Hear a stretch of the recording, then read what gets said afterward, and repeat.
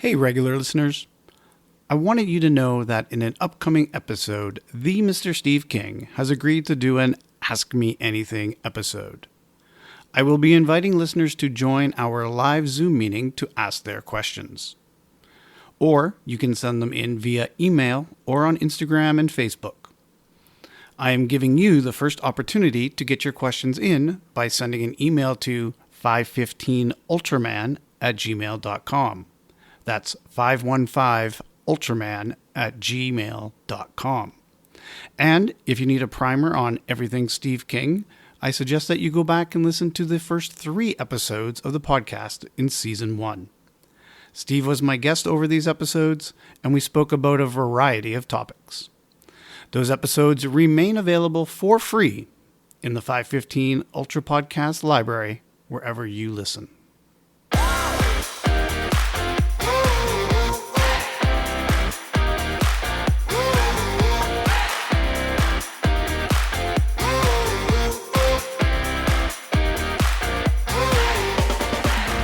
You're listening to 515, the Ultra Podcast, the show that invites you into the lives of people who make up the Ultra family. Here's your host for these conversations, Larry Ryan. Thank you, MJ. Today you get to hear about 2 515 races.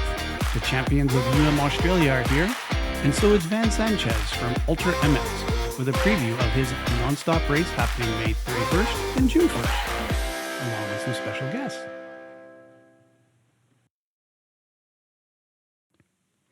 After postponing the 2024 Ultra Tri-Fest Canada, people started coming out of the woodwork to say that they were thinking about or intending to sign up for one of the events.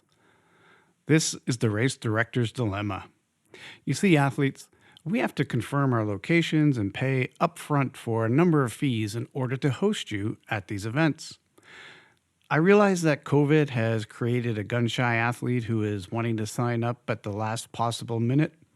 But these two mindsets are in major conflict. This is why I am now asking for potential athletes to at least contact me with your expression of interest in the events in 2025. This will allow me to gauge the potential athlete pool and determine the viability. If you think you would like to come, send me an email and we can chat. Let's work together to continue to grow the Ultra Tri community and opportunities for new races at new locations. Trust me, Whistler is spectacular. Email me at ultratrifestcanada@gmail.com. I am pleased to have the 2 winners of Australia join me today to speak about the race that recently took place in Noosa, Queensland. The men's winner is 38-year-old Anthony Vloedmans, who is essentially a local when it comes to the race. He is joining me from Narangba in Queensland. Thanks for having me, Larry. I appreciate it. Yeah. And the women's champion, who is the new 50 to 59 age group record holder from Port Macquarie, New South Wales, Melinda Cockshutt. Hi, Larry. How are you? I'm well. Thank you, too, for joining me to talk about your races today. I really appreciate it. Oh, it's a pleasure. Thanks for having us on. Being on the podium is nothing new for you, Melinda. You have had 5 podium finishes at Ironman, if I understand correctly, and you were an age group champion at the Olympic distance triathlon. Is that correct? Yeah, that's correct.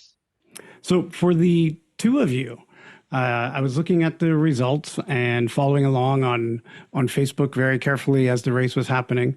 And I saw that the 2 of you came out of the water in 2nd and 3rd, just a half a minute apart.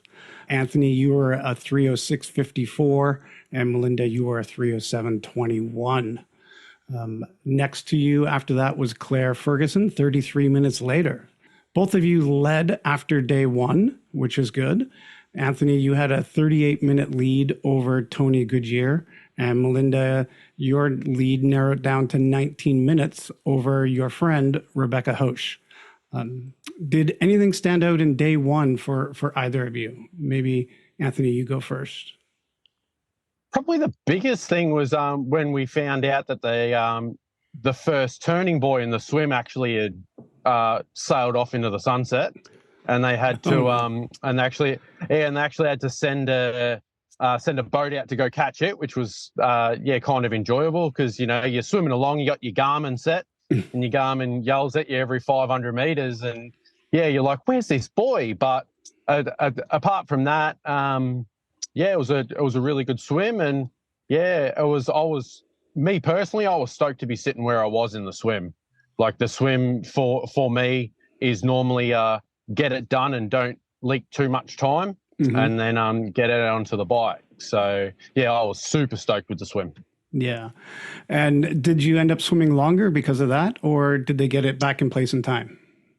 Nah, so it was a long swim. I think my coach said it was nearly 800 meters long. Oh. So everyone's So everyone's time was a little bit skew-if. So but other than that, everyone's racing the same conditions. So you're only comparable to who you're racing, which is good in that way. Yeah, I guess they've chose this year to make up for the year that everybody swam about 800 meters short.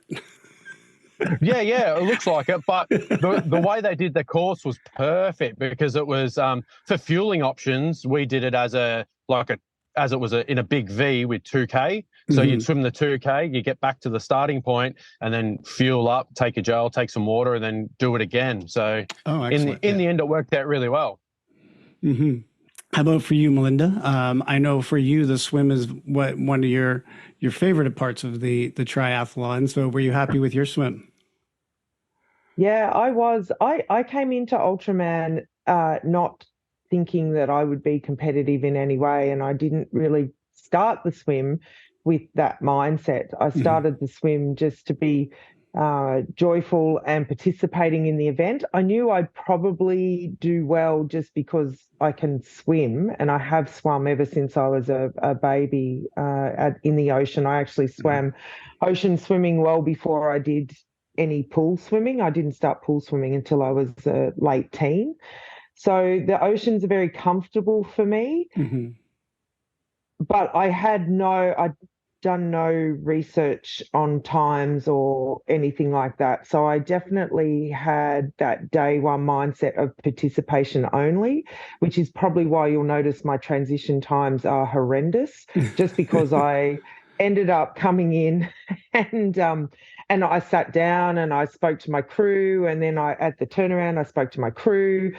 I got off, and as the 3 days progressed, my more competitive side in me came out. I became a bit of a dog with a bone then, that I didn't want to let it go. But the swim itself was wonderful. My paddler was my daughter, who it was super special to have her in the water. So she'd only found out 2 days before that she'd fractured her leg in two places. So she was in a moon boot, and I said to her, did she still want to paddle? I did have other options because all my family are ocean and surf life saving people, but she wanted to do it. So she got carried down to the water. I really hoped that people didn't think that I was a terrible mother having put her on the board when she couldn't walk. But she was awesome. She's been around long distance triathlon for a long time, and she was an elite junior cyclist back in the day. So she just really knows me, knows what I like, knows when to be tough, knows when to be kind, and knows all about nutrition and how to fuel, and knows the strategy. So it was just super special to be next to her. It was great. And it was very sunny. I don't know about you, Anthony, but I found the sun was, I really couldn't see much except for my paddler. That was it. Oh, 100%. I was exactly the same. I was lucky. I had my coach Clayton Fatale out there, and he's one of those people that knows how to read the water too. So it was Clayton's my brother's very good friend. He's from up our way, so I know him well. Small world. Yeah, small world. It really is. And how were the water conditions this year? Were they quite favorable? I believe they were. Like, it wasn't super rough. There was a couple of places where I might have been, because I only breathed to the right-hand side, where the little bumps were whacking you in the face. But apart from that, we really were blessed with the conditions. It wasn't super surfy, so I found them pretty good. So Yeah, I agree. There was like one direction that was pretty much chop. The guys that paddled said the current was very strong, which is probably why the buoy went for a bit of a trek. Mhm. So you'll notice that they had to push pretty heavy towards the beach to keep us on track. But that's the beautiful thing about Ultraman, with having this paddler. Like, who knows Right. where we would have ended up if we didn't have a paddler next to us. Yeah, Yeah. I'd probably still be out It makes swimming. it perfect. Yeah. Yeah, I'd still be on day one. and luckily you both had experienced ocean people, because the other thing is they could just start drifting. If they're not looking backwards and forwards and recognizing the 2 points to stay on a straight line, then they might just start drifting as well. Oh, 100%. And when you start, especially over 10K, you're like, you drift 100 meters here or 50 meters here, like it really does add up. That's like big time. So yeah, having an experienced paddler on your side is definitely a major advantage. Yeah. Well, I did the previous show with Jeff Morris, and I said in that previous show that I figured the women's race would be the one to follow, having the 3 or 4 women at the front there that would be, challenging one another with all their great Ironman times that I saw in the bios. And that's definitely the way it was shaping up after day 2 as well. Melinda, you had a 9:38:35 on day 2. And that was the 3rd fastest on the day, behind Rebecca and Claire. And that had you fall to 2nd place, 7 minutes behind Rebecca and 24 minutes up on Claire. So those are some pretty tight times. I'm wondering what your thoughts were in the evening. You're saying you started to get a little more competitive, knowing that you were closer to the front, thinking about your run strategy. Had you ever run 84 kilometers before? I know that you did a 50-kilometer race in 2023. In your position working with athletes with disabilities, but had you ever gone 84? No, I haven't done 84 kilometers before. And day 2, again, I still had that mindset of I am just participating. Let me just participate. But then I also didn't get off my bike. I think I was 13 minutes over that whole time with getting off my bike. So I think my brain was automatically starting to go into that mode. I expected Beck to be ahead of me on the bike. She is a weapon and always has been for years. I've known her since her 20s, and she was a pro athlete at one stage. Yeah. So I wasn't expecting to, and I was actually really happy because she's co-founder with me with the charity that we're working with Heart of Courage. So I could not have been more stoked for her. Mm-hmm.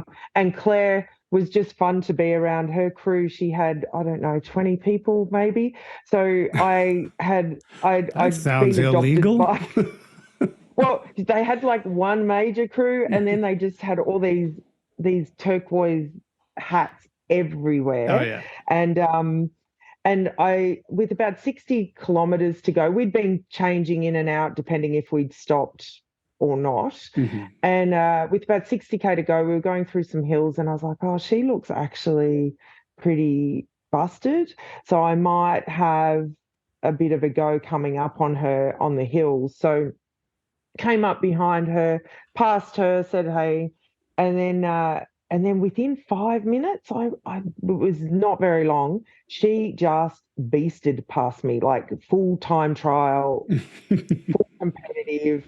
She got this second wind that I'd overtaken her, and she's like, no, I'm not going to let you go. And there was another guy, Aaron, who was sort of around us, and he went with her. And I was looking at the power numbers at the time, and I'm like, there is no way that I can do these power numbers for 60K. So I just let her, I was just like, well, good on her, well done. And I just did my thing, and I think I only ended up being 2 minutes behind her, and I picked up the Aaron on the last 10 kilometers on David Way, and he was done. He was really done. So it was a super fun time.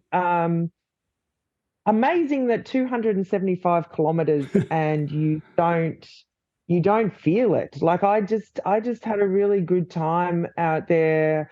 I was fed well. I had the scenery out at UltraMan Australia is next level. It's just beautiful country, just gorgeous country. So yeah, that was my day too. Yeah. And Anthony, how about you? You finished your day two in 7:51:20. That's a pretty smoking time, and extended your lead to an hour over Tony Goodyear. I understand that you and the other Tony have the same coach. Does that mean that you had some idea of how he was going to go out there and what opportunities you would have? Yeah, a little bit. Like, we actually went on to Clayton held a training camp in February, so a lot of these boys went out there, and Tony was out there as well. And I overheard a conversation that how fast he wanted to go on the run. So in the back of my mind, I knew I had to work a little bit harder on day 1 and 2 to try and get that buffer on the run, just in case for whatever reason. But yeah, so apart from that, I kind of started day 2 on the bike, and just as soon as we went out of the neutral zone, it was kind of I just did my own thing. So I was riding to heart rate over anything else, and then yeah, I kept my heart rate low, and then I noticed that I was getting splits from the UltraMan crew and also my crew, and the lead was slowly growing. So I just kind of stayed within myself, stayed at that good pace. My wife Stacey and my mate John Cullen, he was like, they were exceptional, keeping me fueled. And throughout the day, we kind of just upped the calories, and as it got hotter, tried to make sure I was fueling for the day to come and keeping hydrated. So apart from that, it was a really good day out on the bike. Yeah, it was definitely tough through some of those hills. But yeah, it was definitely nice. It sounds to me like you had quite a good plan then going in. Like you had thought about your nutrition, you thought about staying within your own power and all of that. Do you feel like you came in well prepared for the race and how it played out? Was it close to what you were expecting, or like most Ultraman races, did you face some kind of unforeseen obstacle that you had to overcome, either you or your crew? In my head, it went perfect how the day 1 and 2 went. Like we did have a few issues on the bike on day 1. My chain kept dropping off, so I found out my cranks actually was missing a spacer, so it was going side to side. So chain come off 3 times, and I stopped on a hill, and I had to manually put it into the little ring to get up the hill and then stop. But apart from that, it was good. I know from the past with Ironman racing and stuff, I do have a very high sweat rate. So I was trying to, I know it might sound silly, but I was trying to hydrate to the point where I needed to go to the toilet. And I knew if I was at that stage, everything was, on point. I was making sure I was trying to get in my 100 grams of carbs an hour. Yeah. And just kind of, I think as much as you're still racing the race, you really need to stay in your own lane and kind of manage yourself a lot, because it is a monstrous 3 days. Mm-hmm. And Melinda, you're nodding your head to that as well. So were you of the same mindset? Did you come in with a similar sort of plan? Yeah, I did. I love Ultraman because I loved the physical challenge, but I also love that intellectual and mental challenge of making sure that everything is right. It's not just who's the best out there on the day physically. You've got to have so many things also just go your way. Yeah. And to have that nutrition plan, not just for the race, but then as soon as you get home, you're fueling to make sure that you can get there well for that run day. That run day intimidated me a little bit. I didn't know, and often, like you said, that I raced the 355 Ultra 355 at Harvey Bay, and I was having a great time, but I probably didn't stay in my own lane. On the ride, I got a little bit excited, and I think that I paid for that at the last 15 kilometers of the run. And also just managing. It's just so much fun to just see whether you can manage your body and still smile. It's one of the most satisfying things about this whole race. Yeah. I also had a really good race. I didn't really have any real issues, and I couldn't believe that because 10Ks at a run, I'm just like, yeah, okay, I'm still feeling good. This is unbelievable. How does this happen? So, but it is all just the all those parts just jigsaw puzzled together, and came out wonderfully.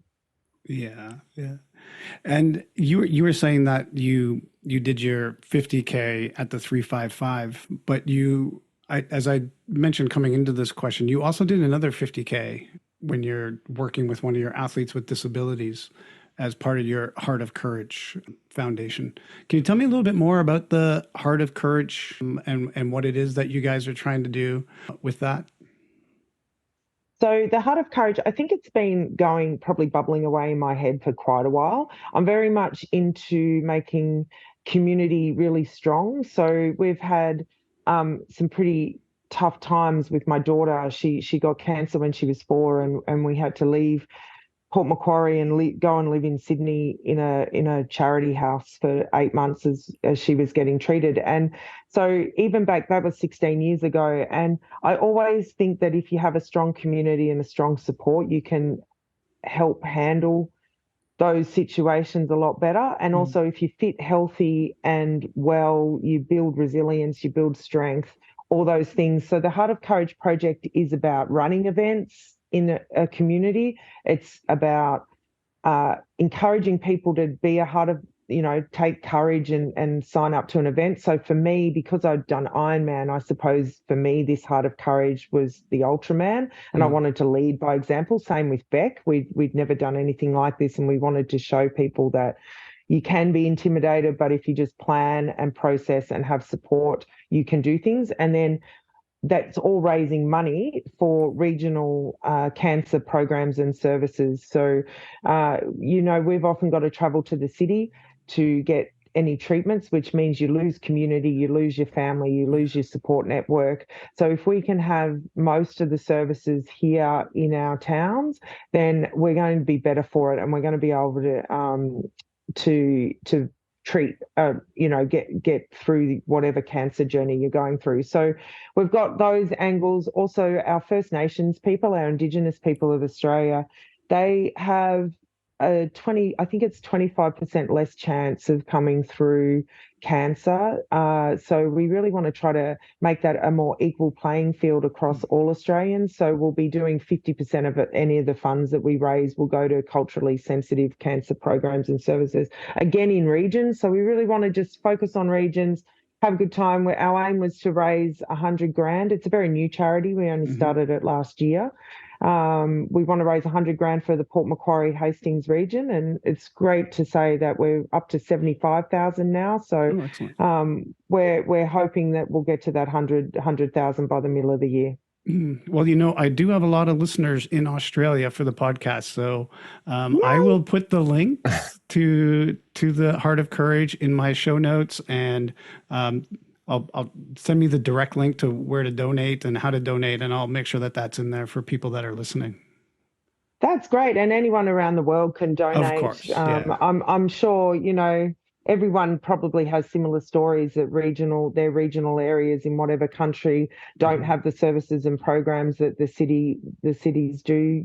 So yeah, any help would be amazing. And it sounds like the way you've set this up, that it's also very similar to the Ultraman, in that there's that community and that the bond of people all helping each other and coming together. So I can see why Ultraman would be a great way for the two of you to express this out to the rest of the people. Exactly. Ultraman's always been there. I've watched it for years. I've crewed a number of times, and you're exactly right, Larry. It's all about community and support.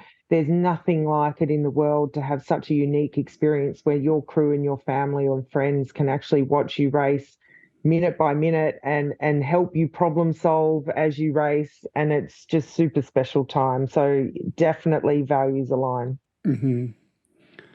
And Tony, for you, this race was also a little bit of a comeback as well. Can you tell me, you had a great Ironman race a couple of years ago where you were able to, did you run a a 9:17.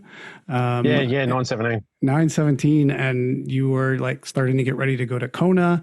Tell me what happened for you and why Ultraman became the way to kind of do your comeback.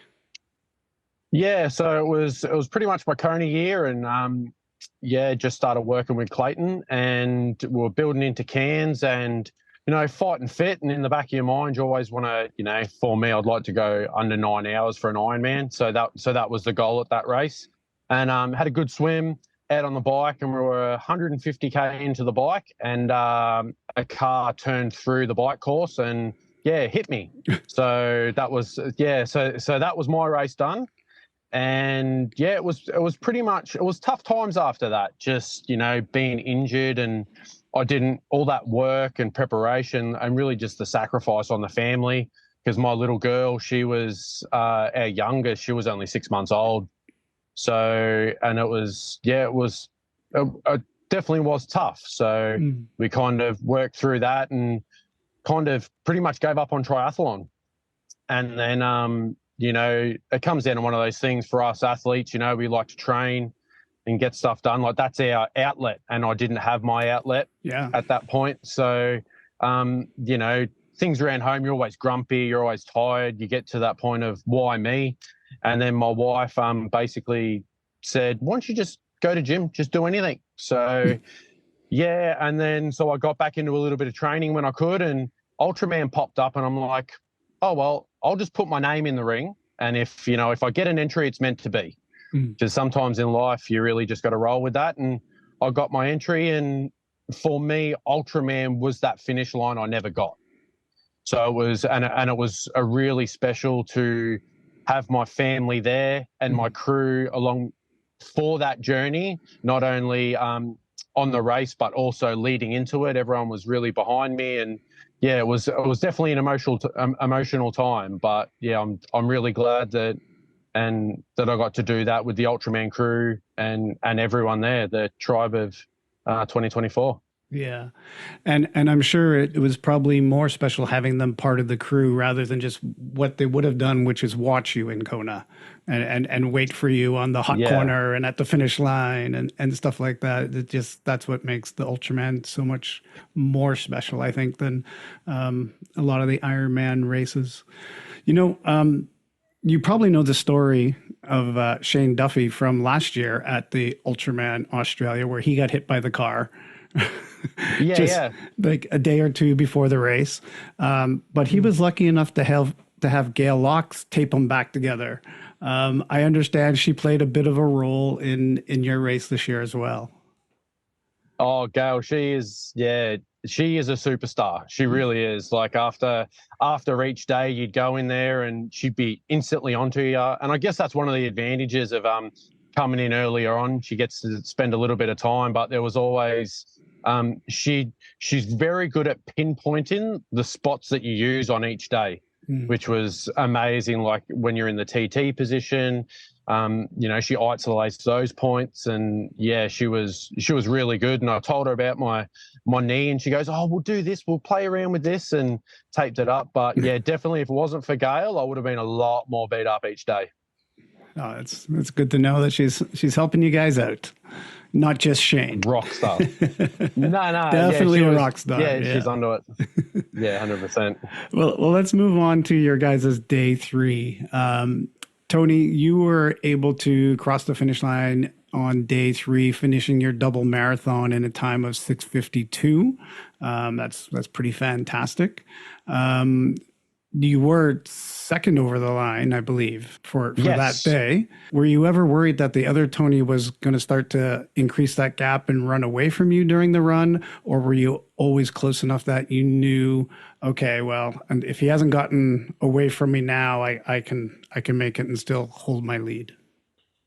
Oh, 100%. It's always in the back of your mind that, because Tony is an exceptional runner, like, he's very, very good.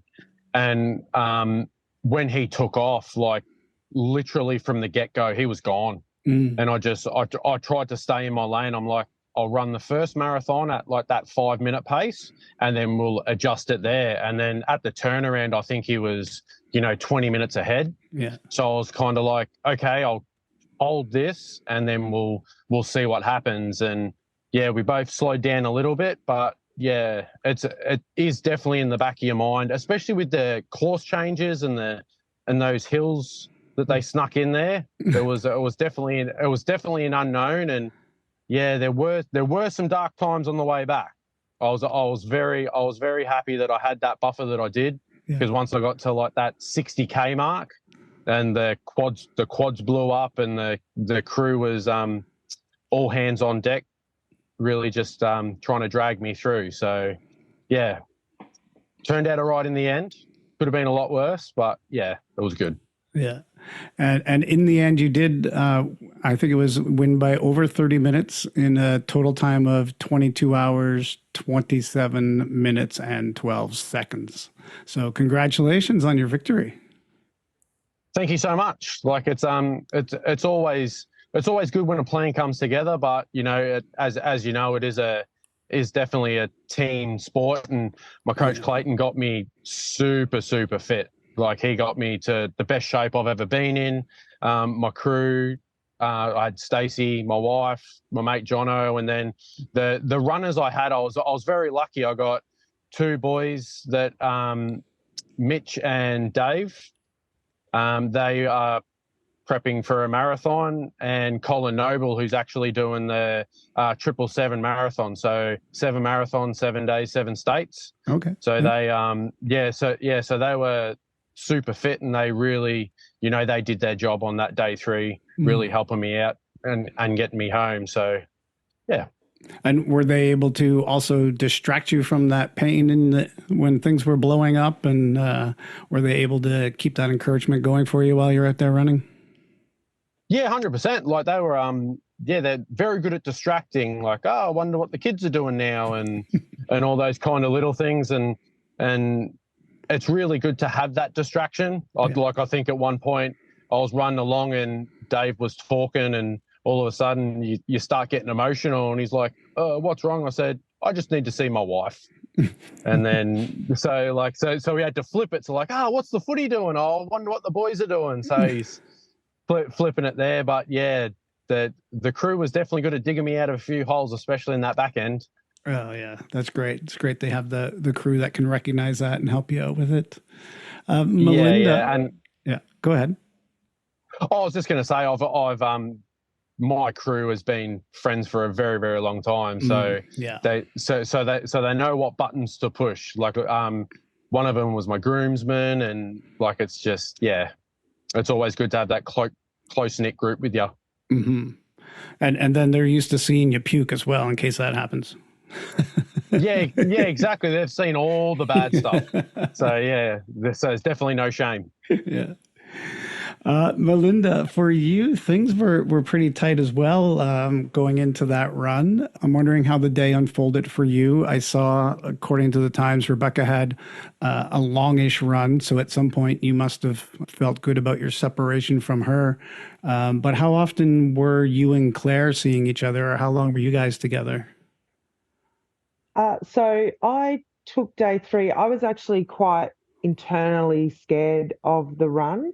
So I've had, since during my 40s, just some health issues and parasites, and I had to completely shift my whole mindset about racing, which is why I haven't raced for quite a while, because I couldn't race to what my body was not performing to how my head wanted to race. So I went and did charity work and various other things to get my cup full.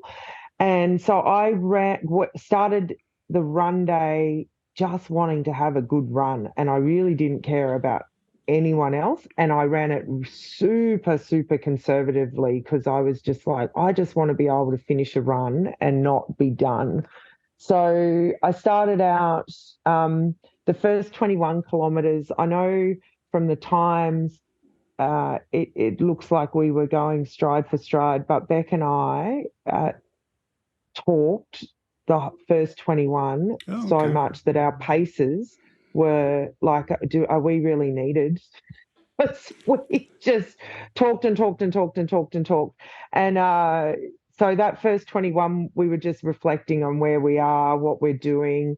We were very comfortable in that space. I understand Claire was having some gut issues, although we really didn't care. Like, we had no thought about her at all. Like, we were literally just enjoying a run together. And then at the 21-kilometre mark, I said to Beck that I needed to start doing my own strategy because I just was so nervous about my body failing me. So I just said to her, overtraining, I'd worked really hard on trying to work out a run walk strategy that would make me feel super comfortable. And we fell on the 1.7 kilometre run, 300 metre walk. It just seemed to be not too far that you could start running again and not too short that it got my heart rate down and everything was fine. So I just said to her, as much as I'm loving running with you, I'm going to just start doing the walk runs. Yeah. And she was like, yep, that's fine. So she said, I'm feeling good. So she took off. Those hills that Anthony were talking about in the middle there, they were pretty spectacular. They were quite large. And so I just walked all those. And again, I really didn't have Claire in my head. I was so just like, I'm feeling good. Let's get down to the marathon. I overtook Beck while she was actually in the toilet. My crew said she'd started to vomit. So So the day before she'd actually put on a couple of kilos and was not feeling great. So I think that actually came out to play in day 3, whereas I was feeling good. My son, my 23-year-old son, was amazing at keeping track of my carbs per hour. So I was trying to get between 70 and 80 carbs per hour, and my gut was tolerating it. And so I did the turnaround and I was like, I'm still feeling good. And I just kept on trekking, and Claire was slowly putting time into me. I think once she got a bit better, her gut was well. I knew Beck I think Beck even went and sat in a shopping centre for 15 minutes and just after the marathon and just said, I think my day's done. And her crew convinced her to just keep going. Therefore she did walk, I think, most of that second marathon. And then Claire, I saw one of her crews, but not too much. Again, I didn't really want her to, by then I did want to hold on to my lead, but I also didn't want her to get any closer because I was still a little bit scared of what my body could do and whether or not it would disintegrate on me. So I just kept on going, walk, run. And then she suddenly put like 6 minutes into me really quickly. So she must have just, I don't know, she must have just decided that she was going to throw everything into the ring and just go, because I didn't slow. So my 3 times, my first time was just a pure run, but my next 3 half marathons were within 60 seconds of one another. Oh, wow. That's great pace. So it was like a super conservative, consistent pace right to the end. Yeah. And so she must have just flown, and she overtook me with 14 kilometres to go. I then did get a bit delirious and I was like, oh, I'm going to have to run now, because I knew I had time, and my husband was saying, it's fine. He was one of my pacers, and he was like, it's fine. She has to run like 4-minute pace to put in enough time to get you. And I was like, that's not possible. And then I'm like, but maybe it is. And I was like, and then I was like, who cares? It doesn't matter. Just, if she wants it that bad, that's great. Like, good on her. She's amazing. I just want to make sure that I get there. And then I was like, oh, I really hope she doesn't make me run up the beach, because the last 400 metres in UltraMan Australia is a beach walk, and I really wanted to walk it with my crew. And so I was like, I really don't want to be running anyway. So all those things were going through my head. In the end, I think she just went, I did have a dog at a bone moment, really, and she only got a couple of minutes ahead of me up to the beach, and then I think she ran the beach, and I just walked it with my crew. Yeah. I waddled. You waddled? You waddled? Yeah. I was waddling up the beach. It wasn't pretty, but we got it done. I've been on the other side of that, on the crew, like your husband, and madly doing math at the end of races all the time. Like I've crewed enough times. I don't like those races where you're constantly doing math.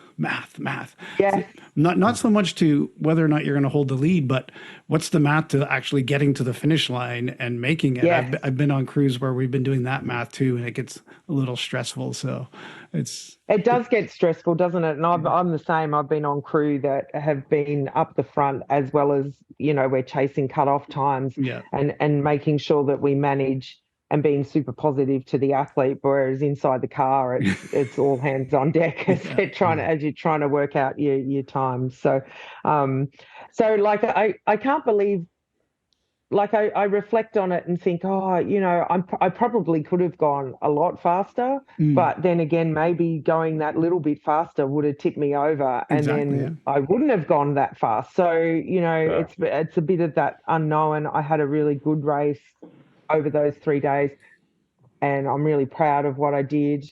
Hey, now that I know that I had the record. Yeah, I stuck to the plan. I stuck to the plan, and I'm really proud because my body is well again. Yeah. So well done to my 50s. I think I'm excited about what I can do. Yeah. Well, just so the listener knows, you did end up finishing that run in a time of 9:25:54, 6 minutes slower than Rebecca, and gave you a total time. And Claire. Then Claire. Sorry. Yeah. Sorry. Yeah. 6 minutes. Yeah. Claire was 6 minutes ahead of you on the run, but your total time was 27:39:17, which gave you the women's champion title, the new record for 50 to 59 at the race, and 8th place overall. So congratulations on that. Thank you so much. Yeah, thank you. All well outside what I was thinking of when I started that swim on day one. Well, so we've gotten to the end of both of your races. We've heard a little bit about where you have come from and how you got to each of the finish lines. Maybe we can just wrap up with a little story from each of you. What's going to stand out to you most after completing the race this year? Anthony, maybe we'll start with you on that one. What's going to be the thing that is the most memorable for your Australia? Probably, like, if you're comparing it to other races, it's just the camaraderie and just the team spirit, and just like when you're doing Ironman races and like any races other than Ultraman, you don't see the people that put in the time and effort for the event. And just seeing Jeff and Tony and, the Ultraman Dream Team there, like, they're so passionate and they're always in your face and they're always out on course and so supportive. And that's probably one of the biggest things. But I do like the fact that you can do the race and you can have your closest people around you the whole time. Like, it's not like you said earlier where you start off on the swim, you kiss your family goodbye and your friends, and then you see them at the finish line. Like, it is so good having them out there on course. Like, I know, as selfish as it is, they're at your beck and call and, handing you water and food and all that stuff. And it is a big sacrifice for them as well. But just having them there and being able to finish with them and just share the overall experience and event with them, like, it's second to none. Like, it's amazing. It's definitely something I will do again. Whether it is in Australia or trying to convince the wife and family to go overseas and do something over there. But yeah, it's definitely, it's like no other. Yeah.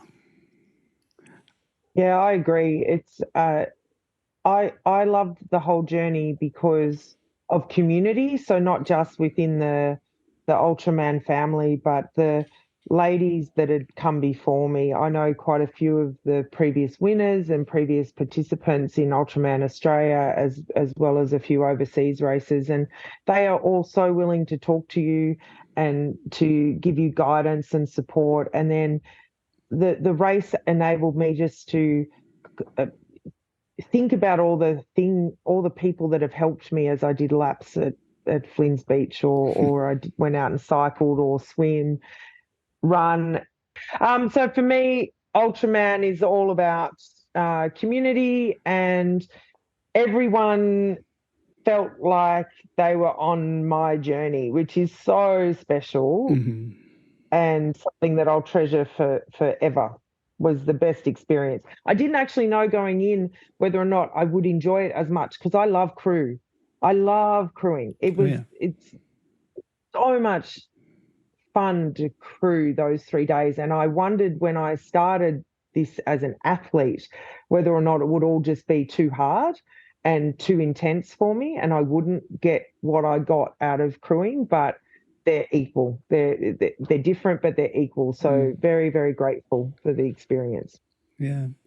Well, I'm very grateful that the two of you have taken the time with our big time changes in between here to join me today, to share your experiences, to let the people know that are listening from around the world what the Australia experience is all alike. I think you've really put it together well and explained it. And like Jeff came on previously and was telling us about how that feels like family and stuff like that. And part of that is he's the guy running the ship, but to have the athletes come on and then back him up and say it's the dream team and the course is spectacular and the people are great, and I think it really supports what he said in the past. And you guys are two great champions and two great people at championing the race. So congratulations again on your victory this year.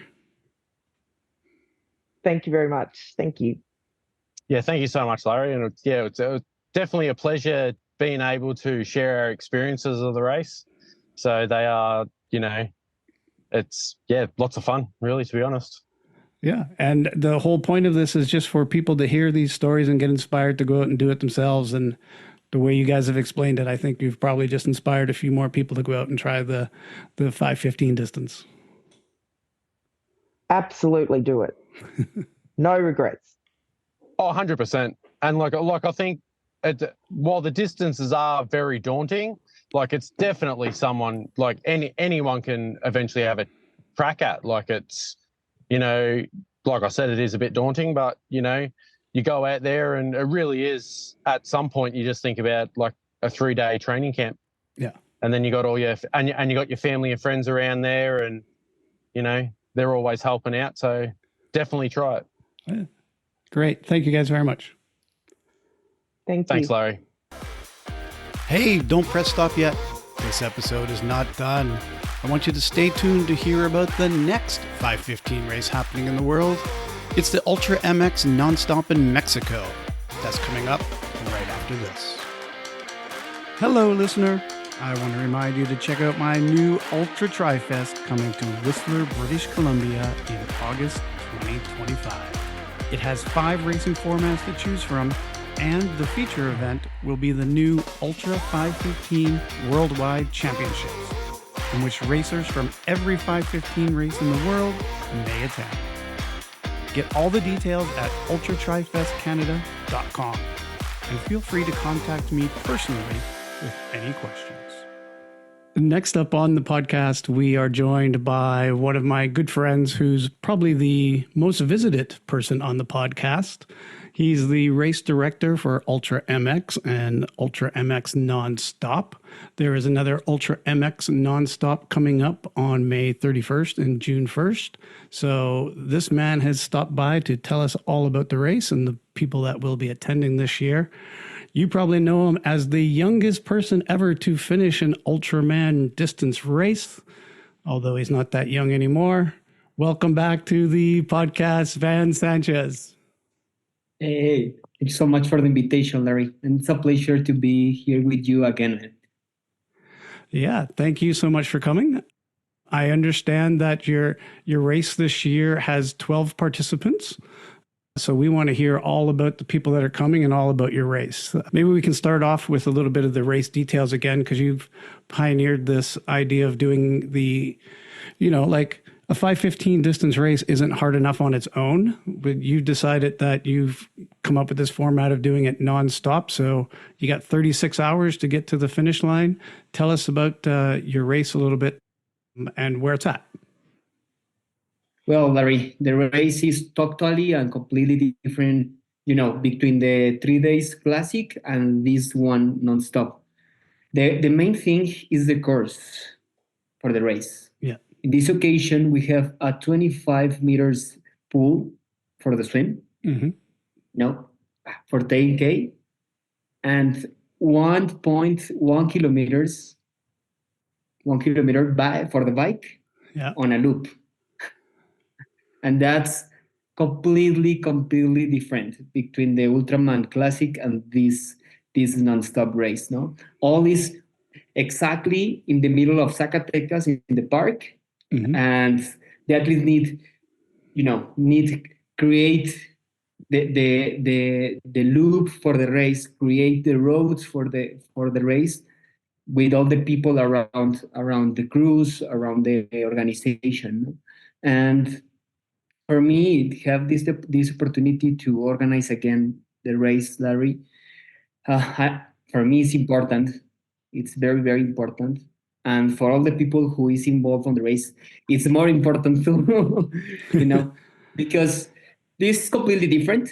It's like the DECAS, similar to the DECAS organization or the double Ironman or the triple Ironman organization. And all is inside the park. It's the main thing. The bike and the run is inside the park.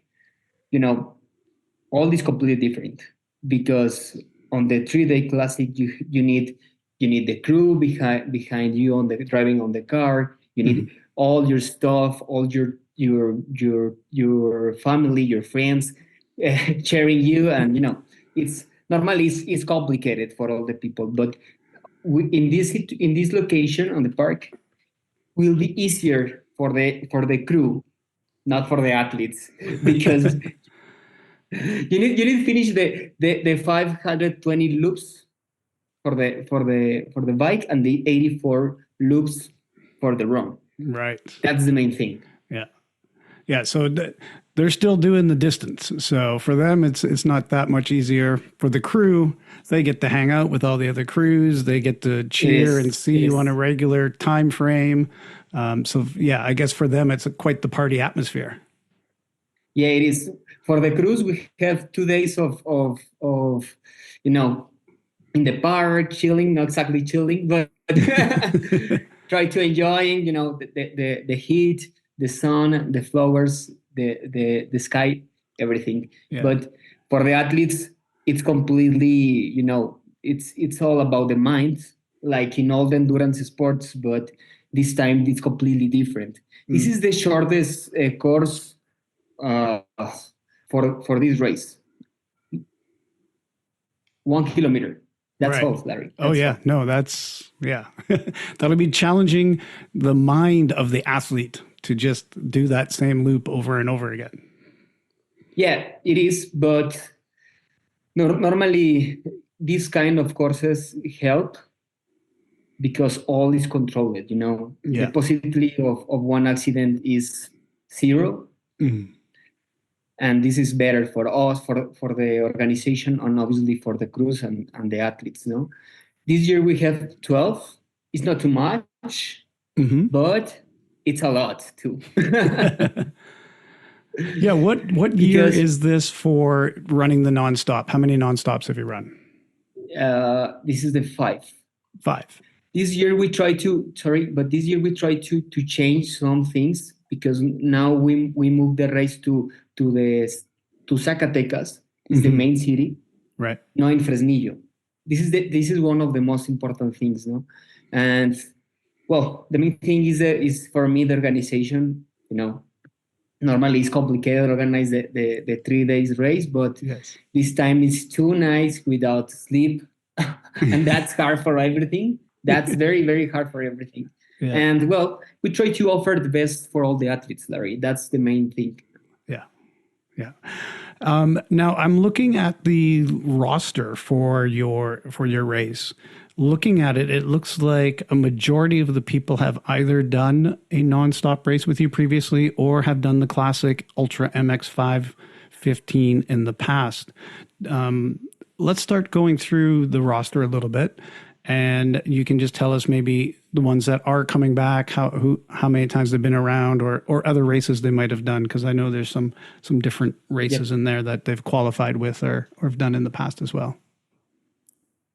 Yes, Larry. Normally, all the athletes who are involved in this race are finishers of 515 normal right now. But well, on first we have the youngest. He's 29 years old. He's from Aguascalientes, and His name is Francisco Barroso, El Arqui, the architect. Architect. Okay. Yeah, he's the architect. And then, well, not in order, but we have Salvador Lopez Murillo. He's from León. He is the double Ironman finisher in León. So he's like 58. He's like the eldest of your list. And then we have Raimundo Rangel. He's a previous nonstop finisher in 2022 and also a regular finisher in 2018. And that year he also did the Ultra 355. So he's bringing lots of experience. And then we have Edson Carlos Nevares from Los Cabos. He finished the nonstop. Yeah, I'm just looking at he did it in 2023 and was at 33 hours for his time. Yeah, he's strong. He has a strong mind and strong legs too. Yeah, so are we expecting Edson to come back and beat that time? Yeah. And what I think. And he has an interesting profession, does he not?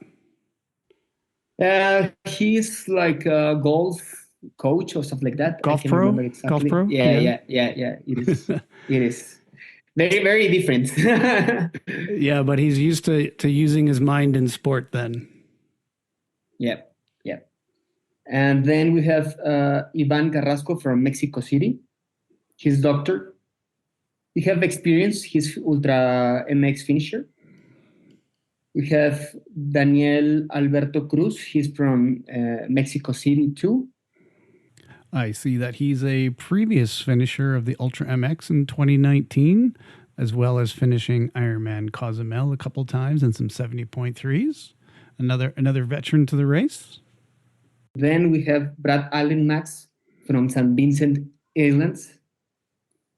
It's very difficult to find one people from St. Vincent.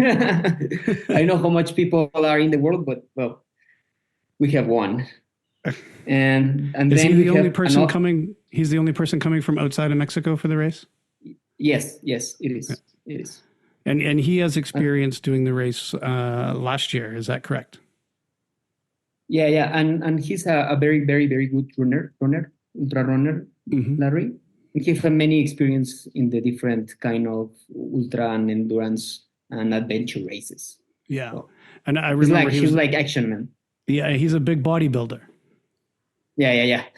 He looks like he have the he looks like a sculptor. and then we have another legend too, Ramiro de Jesus Gutierrez Piedra. He's from Fresnillo, and he finished. This is his 5. Oh wow! Finish this non-stop. And for me, the most important not exactly the most important for all the world.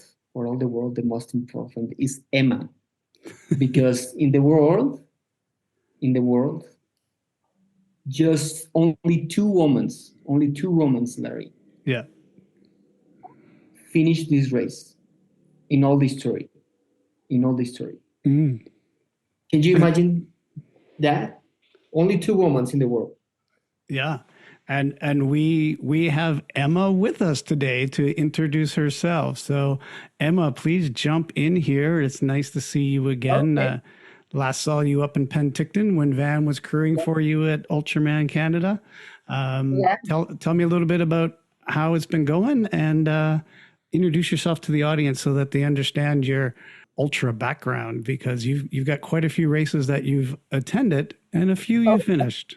It's true. I can tell you, of course, I am not the best of the athletes. When they are saying I'm the athlete, I said, well, I cannot tell to myself that I am an athlete. I cannot think on myself like an athlete. You are an athlete. Well, basically, what I am is a very persistent Mexican woman. It's basically what I am. Yeah. So, other than finishing these events, what do you think is your motivation to continue in triathlon? I love nature. I love the outdoor sports. And of course, this Ultraman distance is loving a lot the outdoors. Yeah. Well, basically, in Penticton, I finally finished the after the fifth time, I finally finished this UltraMan distance. I am 56 now. I qualified for the World Championship. I was there. I didn't finish, but third is the charm. Probably it will take me more. I will try again this year. Let's see. Let's see. Of course, I am always thinking that I know that it's going to be hard, for sure, but it's going to be very enjoyable. It's like an adventure. You are just starting fresh, and you don't know what is going to happen.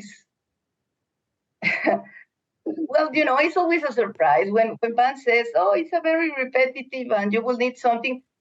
I know by heart that you can do the same race every year, and it's not going to be ever the same because you will have even in the same loop. One loop is going to be very fast, and another one is going to be very difficult. That's why it's going to be awful. You never know, and probably suddenly you will feel terrific, and you will do it. It's kind of miracles, magic. Passion. If you're asking me what are my motivations, well, in somehow as well, not all the Mexicans, especially women after 50, some of them are grandmoms or being in a rocket chair or doing something different in their lives, never thinking in something that goes beyond the normal things. What is the normal thing? As sedentary life in your desk. And I've been always thinking that it's possible to do more.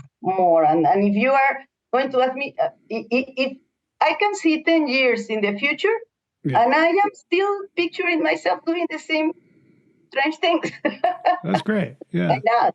If the body can let you and your mind is still clear, why not? Exactly. Yeah. And obviously, you've never let it get you down that you are not an official finisher at many of these races. You're doing it for the spirit of doing the race. Exactly. I mean, of course, I was always trying to finish. Yes. You never start this thinking, no, I am not going to finish. No, you are always thinking that you will finish. Yeah. But if worse come to worse, for some reason, whatever, doesn't matter. I mean, life is now. Yeah. And it's kind of experience. Everything that goes happens for a reason. Mm-hmm. For example, this one, a non-stop, it's funny because if you were asking me last year, I was thinking, oh, no, that is insane. It's really insane. Not sleep? Nah, not human. Somehow I said, why not? Let's try something different. Why not? Yeah. Well, now that you've completed UltraMan Canada, you do need that extra challenge. Exactly. Yeah. Exactly. I'm sure Van's going to have you well prepared for it. Yes, it's not. If I don't finish, will not be Van's fault. but this is not going to happen because I will finish. Excellent. All right, Van. Tell me who else you got in your lineup that we haven't gotten to yet today. And on the next, we have Jose Antonio Postigo. He's from Mexico City, Larry, and he is one legend for me and a legend for all the community, the UltraMan community in Mexico. He have many stories. He have many experiences around the nonstop and the 3-day classic. I'm very glad to stay here in the call with Jose Antonio, with Postigo, because he is the man. Postigo, wow. Yes. Hey, welcome back to the podcast. You were the +1 to your wife Gloria when she was on in season 3, episode 4. She was taking on the race for the first time. She was telling us about that. So you've done it many times. Let's hear about you. First, thank you very much, Larry, for having me. It's always a pleasure to be around, and I have to thank Van for those beautiful words. I I don't think I'm a legend nor anything special, but I really appreciate what Van said, and it's really my wife and I we found a family with these guys in Zacatecas. Yeah. Because I mean I've been an endurance athlete for around 20 years. I've done like I don't know, like almost 25, around 25 Ironman, and then at some point I decided to step up the distance, and the first thing I did was one event that was called the Ultra 355. Right. That was a race that was also organized and sponsored by Van. He did that in Cozumel a few years ago, and I mean, I was new to that. Absolutely, that was the first event of that nature in Mexico, and I just got to know the community. Right. And upon that, this is. I'm telling you, this is family. It's I don't know. We're like 100 friends that we actually have a chat called the Ultra Friends, where practically all that the people that have competed in these events organized by Van are there, and it's just a bunch of good people doing what they love. In most of the cases, it's just like a side activity because I'm for example, I'm a lawyer and I have a family. I have 3 kids and my wife, and so for me this is absolutely hobby, right? Right. But once you get into this community, it's really hard to go. So I was injured last year, but I have requested my entrance to the nonstop every year since the first one I did. And it was really a pity that I couldn't join last year because of my injury, but I'm back for this year. I'm very glad to see all my friends that will be running the event, which I think it's going to be magnificent. I've done it twice already, very different, because Van is trying to trick us and to play with our minds each time he organizes this. I think it's gonna be a super nice event, but it's gonna be really mind breaking because doing I don't know what's 400 laps in the bike. I don't know. I mean, at least we're going to be cheering for each other all the way because we are gonna be in the same segment all of the time, no? Yeah. Oh, that's great. And can I ask, I don't know if people have checked in on the results. How did Gloria do in her race? She didn't do the race. She got injured. Oh, no. And she didn't make it, yeah. So she's yet to do one. Yeah, she's yet to do one. She's actually, doing Ironman events. Yeah. In order to eventually get one. Yeah. Soon. Well, I'm just going to throw this out there. I think Van, you just got to go twist her arm a little bit to come jump into the event so Emma has somebody to race against. Probably. Or will she be crewing for you? No, she will be crewing for me. Yeah. I think she would have eventually do the classic one. Yeah. Because it's like a little bit more normal going that route, doing the classic and then the nonstop.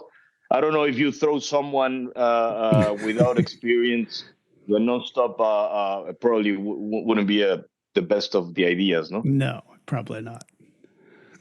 Well, thanks for joining us again. I appreciate catching up with you, Van. Let's get on to who's next in the lineup. Yeah, the next and the last one here with us is Carlo. He's 32 years old. That's Oh, right, he's too Carlo? young. He's too young. He can't do it. Okay, yeah, it is. And you need to know one thing, Larry, and all the people who listen the podcast they need to know. Yeah. This is the only race in the world with this format, actually, running this year, running the 24. Yeah. That's important. That's important for all the community. Yep. And is Carlo here with us? He's engineer. That's true, Carlo. He's engineer and he's 32 years old, and he's a very, very fun guy. Well, Carlo, welcome to the podcast. Tell us a little bit about your racing background and why you decided to jump into the nonstop. Okay, thank you so much for the invitation. I am very glad to be here. It's the first time that I am in something like this, and it's very interesting. And I have more information for the race. I am glad that I am the last one, so I can say more things. Well, I made 2 years ago UltraMX 515 in Zacatecas, 3 days format. Mm-hmm. For me, was a very hard race because I made this race in cetosis without carbo. So was a really challenge because the diet was very, very, very difficult, and obviously you need to eat each 20 minutes, and you need to eat cheese, and you need to eat a lot of strange things. But it was very interesting because I see a lot of people eating a hamburger or a sandwich with a lot of things, and I was only with some nuts, and that's it, no more, and one piece of cheese, and that's it. Because also I am not able to eat sugar, so no gel, no nothing, only water. Only water and lemon, salt, and that's it. No more. So That does it not was sound like it's very going to get interesting you to the race. finish line of a 5:15. No, this time I am not going to do this. This times I am normal. A lot of hamburgers, sandwiches, pan, tortilla, everything. Yeah. It was a very interesting adventure experience. I made this because 1 year before this, my father almost died. So I was having breakfast, speaking with my father, and I see the information in Facebook, and I decided to call Van, and I say, okay, Van, what I need to do? He told me, do you have any experience in triathlon? And I said, yeah, I have 6 Ironman. And he said, okay, no problem, you can do it. And I said, you have 3 months to prepare. And I said, okay. So I started to prepare very, very strong, very strong. Well, I think the most difficult race, one of the most difficult races was this, because the final day is too hard with the sun. All your body is full of the adrenaline, everything, the emotion. And I remember that in one moment I was the last in the race, the last one, and I say, okay, I am not going to finish in time, so for me it's enough. And so I was telling that the last day in the run, I remember that my father ran with me and say, no, you can do it, don't stop. And I say, no, for me it's enough. My mom, my sister, everyone. And at the end, my crew say, okay, it's not possible. He's going to stop. So they called my coach. And my coach in the phone told me, what happened? And I said, no, for me it's enough. His name is Omar. And I said, Omar, for me it's enough. I am not going to finish. And he said, are you sure? I said, yes, I'm sure. He said, okay, so go to the car and finish. Go to the car and stop. And I said, what? See, it's enough for you, right? And I said, yes. So stop. So I think they use the inversion psychologist. And I say, I don't know, I am not going to stop. Why are you saying this? So I start to run the 21 kilometers. I run, and I remember that in the long way, I start to see the car lights for the other athletes, Right. and I say, well, I am not going to be the last one, and I am go for one, second, third, and well, I go to the downtown, and it was incredible. I also catch one of my friends, Mike, and I pass, and I finish. It was amazing. It was a really really amazing experience. And another one of those times where when you hit a dark time in a 5:15 race, don't give up if you aren't going to get beat by the clock. Just keep going because you can come around. That's good to hear, because for me as an athlete, the when you grow inside your heart, it's better than you grow, with your all your body. But Carlo, for me, is very important this race. Larry, for all the people who is involved on the races, this year's this year is for me, like all the years, the most important. you know, because year by year we try to change, to change the point of view of many people about the nonstop, because you can hear about, you can hear from people who finish 10 times the 10 or 2 or 3 or 5 times the classic one. Mm-hmm. And they say the nonstop is totally for crazy people. It's like out of my mind. Totally. Yeah. And if you have the opportunity to hear to hear Carlo, to hear Postigo, and hear Emma, Mm-hmm. they only know about 10 kilometers, 420 kilometers bike, and 84 kilometers run. That's all.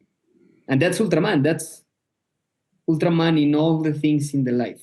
That's the thing, Larry. Mm. And we have many people who is interested on the race, but it's hard. The main thing for the athlete, it's the mind and the body and the soul. But this race with these kind of courses, for all the people, will be very, very, very hard. It doesn't matter if you have more experience or you are a professional or you are Superman. You are everything. Doesn't matter, because if you don't have the mind for the race, you will die on the path. Yes, it is certainly a challenging format for the race, and I look forward to seeing how all of your athletes will do, including these 3 that have joined us today. Do you guys have any last words about what you're about to face? Anything that you want to add?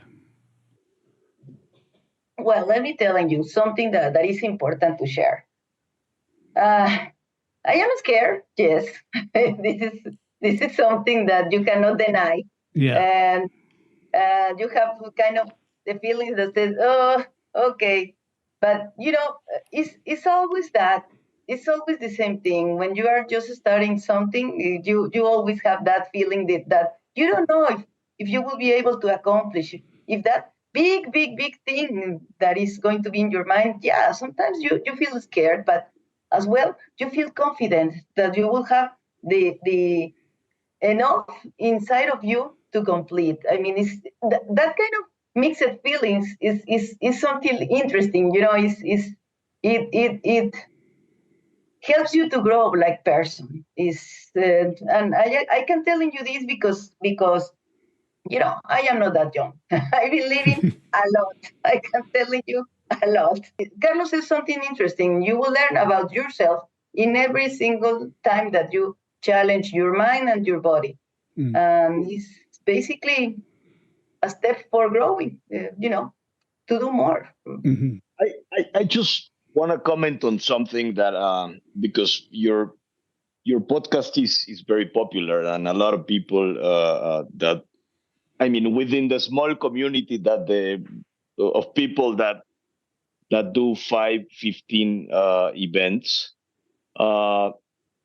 they should come to Mexico. The level of quality and in the races that are put up by Van and his team is incredible. It's really comparable to any very good race in the US or Canada, and they should try to come and try to do his events, and you are going to find as well a level of an atmosphere of friendship and welcoming that you are not going to find anywhere in the world. So just kudos to Van and his team, because they really put up some sensational events that we as Mexicans have the privilege of doing, but that probably would be good for foreigners to try them, because they are going to be very surprised. Yeah, and I know when Steve King was down there and he came back, I had a chat with him, and he said it was absolutely fantastic as well, that the people were so welcoming, that the whole town felt like it was part of the race. So yeah, I think that sentiment's been said before about your races, Van. I know Will Rogers has said the same, JD Tremblay. The Canadians that have gone down there have definitely had a great time. Yes, totally. Thanks, Postigo. And a message for all the people who listen to the podcast is, if you want to try something different between the Ultraman worlds, you need to try the nonstop. And then, check around the different races. But if you want to try the next level, join us the next year. Or if you want, you have only 1 week for training now, but if you want to try for the next year, we are very happy to receive you and try to help you with all the stuff and the organization for your travel. Yeah. And Van, when are you going to be racing these again? I want to get you up here to Whistler to race. Yeah, for sure. We can try to organize the nonstop 2 in Whistler. Will be amazing, Larry. Yeah, well, Whistler is very hard. It's hard. Whistler is hard inside the mountains. Yes, it'll be a challenging course for sure. Yeah. Okay, well, guys, hey, thank you very much for coming and speaking about your own race histories and speaking about the UltraMX family. The Ohana there, I know, is very strong. They voted your race the most favorite race when we did our challenge a few years back. And that was mainly based on the fact that you guys are so strongly supporting Van and the events that he does. So it's great to see that. So thanks once again, everybody, for joining me on the podcast. And good luck next week when you are out there on that 1 kilometer loop. Woo! Thank you so much, Larry. Thanks so much. Thank you so much. Thank you. Thank you, guys. See you next week. See you next week. Hey, if you liked what you heard today, please tell a friend and be sure to subscribe wherever you get your podcasts. We'd appreciate it if you'd rate and review the show while you're there. Drop the names of the people you think we should interview, and we'll get in touch with them and make that happen. Thank you for listening to 515, the Ultra Podcast, a production of 55 Enterprises.